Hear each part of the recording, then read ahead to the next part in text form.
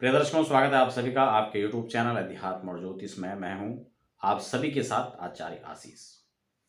देवभूमि ऋषिकेश उत्तराखंड से अध्यात्म और ज्योतिष की ओर से मैं आप तमाम दर्शकों का बहुत बहुत अभिनंदन करता हूं। और आज हम बात करेंगे जन्मपत्री के कुछ खास पहलुओं पर। मैं आपको, मेरे पास अलग अलग प्रकार की जन्मपत्री हैं, मैं आपको इनमें से बताऊंगा कि यदि आप जन्मपत्री बनवा रहे हैं तो आपको कौन सी जन्मपत्री बनवानी चाहिए। सबसे पहले बात आती है कंप्यूटराइज और हस्तलिखित की।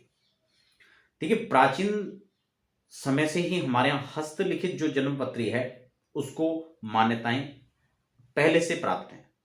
ये नहीं है कि आज वर्तमान समय में हम लोग कहीं ना कहीं जो व्यस्ततम हमारा समय है, भागदौड़ भरी जो जिंदगी है, उसमें हमने हर चीज को कहीं ना कहीं अत्याधुनिक सामग्रियों के हाथ पर सौंप दिया है।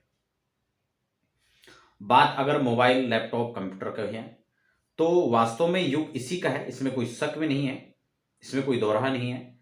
लेकिन एक बात यहां पर हमें बहुत अच्छे से समझना होगा, इस बात से भी इनकार नहीं किया जा सकता कि जहां ज्योतिष के मामले में हो, अध्यात्म के मामले में हो, वहां हम कहीं ना कहीं अभी भी बहुत सारा एक बड़ा तबका अभी भी ऐसा है जो कहीं ना कहीं महत्व हस्तलिखित जन्मपत्री को ही दे रहा है।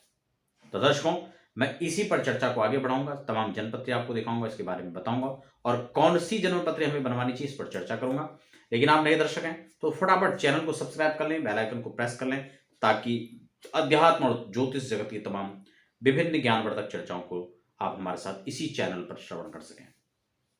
तो देखिए, सबसे पहले मैं आपको यहाँ पर एक कुंडली दिखा रहा हूँ जो अमूमन आपने जब भी कुंडली की बात आती है तो ये जन्मपत्री, मेरे पास ये फॉर्म है। और क्योंकि हमारे यहाँ ज्योतिष का जो तमाम काम है उसमें सभी प्रकार के फॉर्म हमारे पास में आपको मिलेंगे। ये आप देख रहे होंगे, यही जन्मपत्री, ये 1.5 फीट की, मेरे हिसाब से 1.5 फीट, 1.25 फीट की इसकी लेंथ होती है। और यही जन्मपत्री आप सब लोग बनाते हैं, जिसमें जन्म कुंडली, चंद्र कुंडली और ऊपर बेसिक डाटा आता है।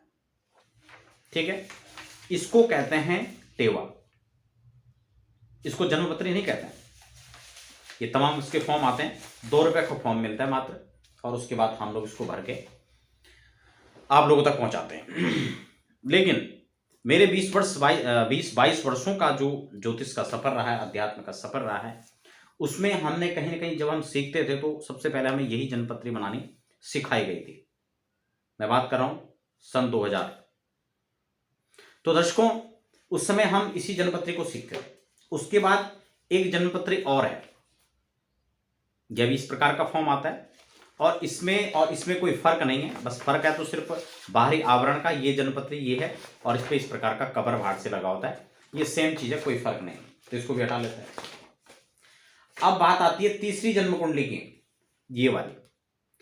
इसमें भी 2 प्रकार की कुंडली आती है, एक छोटी किताब आती है और एक बड़ी किताब आती है। अभी मेरे पास एकदम छोटी किताब ऑफिस में अवेलेबल है नहीं, क्योंकि हम एक्चुअली इसको बनाते नहीं, ये सब लोगों ने जो बनाई हुई हैं, उसके बाद दोबारा ये अभी जिन जन्मपत्री को हम बता रहे हैं वही बनवाने के लिए ये भेजी गई हैं। तो ये होती है एक छोटी सी किताब है जो मार्केट में 10-12 रुपए की शायद मिल जाती है, अभी तो पता नहीं कितने की मिलती है। लेकिन एक समय हम इसको बनाते थे तो ये 10 रुपए की किताब आती थी।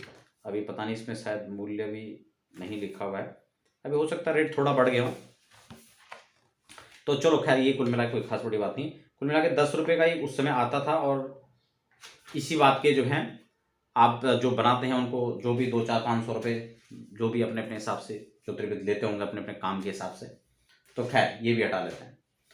अब उसके बाद तीसरी जन्मपत्री कागज में हम लोग बनाते हैं, ये आपके पास में है।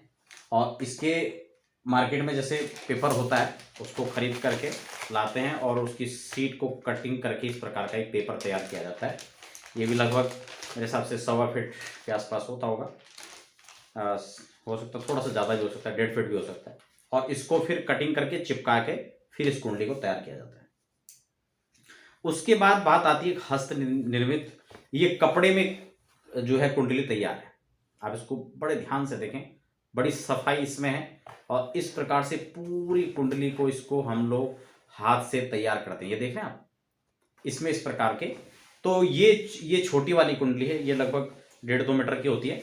और उसके बाद एक बड़ी जन्म पत्री यहाँ पर होती है हस्तलिखित, या आप मैं प्लेन आपको बता रहा हूँ, ऐसा ही पेपर का सॉरी कपड़ा होता है और पूरा लंबा आप इसको खोलेंगे तो एक कमरे से भी ज़्यादा लंबा है, यानी कम से कम 12-15 मीटर इसकी लेंथ होती है। तो इसमें जो है तमाम प्रकार सेम उसी प्रकार से डिजाइन बनते हैं और उसके बाद इस कुंडली को तैयार किया जाता है। तो दर्शकों, कुल मिला के मेरा कहने का मतलब ये है कि कंप्यूटराइज जन्मपत्री पर कहीं ना कहीं अभी उतना भरोसा नहीं हो रहा है, अगर वास्तव में संपूर्ण रूप से आप जो है उसकी जानकारी प्राप्त करना चाहें। क्योंकि कई बार क्या होता है कि कुंडलियों में मिस्टेक होती है। तमाम जब कुंडलियां दिखाई जाती हैं तो उनमें से बहुत सारी कुंडली तो सही नहीं होती है, तो फिर उसका फलादेश कहां से सही होगा। तो ये बहुत सारी चीजें हैं। तो कुल मिलाकर के मैं आपको सजेस्ट करूंगा कि आप हस्त निर्मित जन्मपत्री यदि बनवाना चाह रहे हैं तो ये जन्मपत्री आपके लिए बेस्ट है।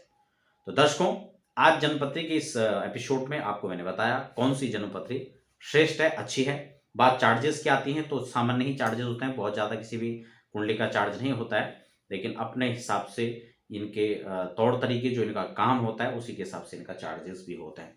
तो प्रिय दर्शकों, यदि आप कहीं ना कहीं अपनी जन्म कुंडली, अपने बच्चों की जन्म कुंडली को आप बनवाना चाह रहे हैं तो आप संस्थान के नीचे दिए गए जो नंबर है लगातार फ्लैश हो रहे हैं, आप उस पर संपर्क कर सकते हैं और अपनी जन्म कुंडली अपने आप जो है तैयार होने के बाद आप तक पहुंचा दी जाती है। आप बने रहें अध्यात्म ज्योतिष के साथ। आप सभी का बहुत बहुत धन्यवाद।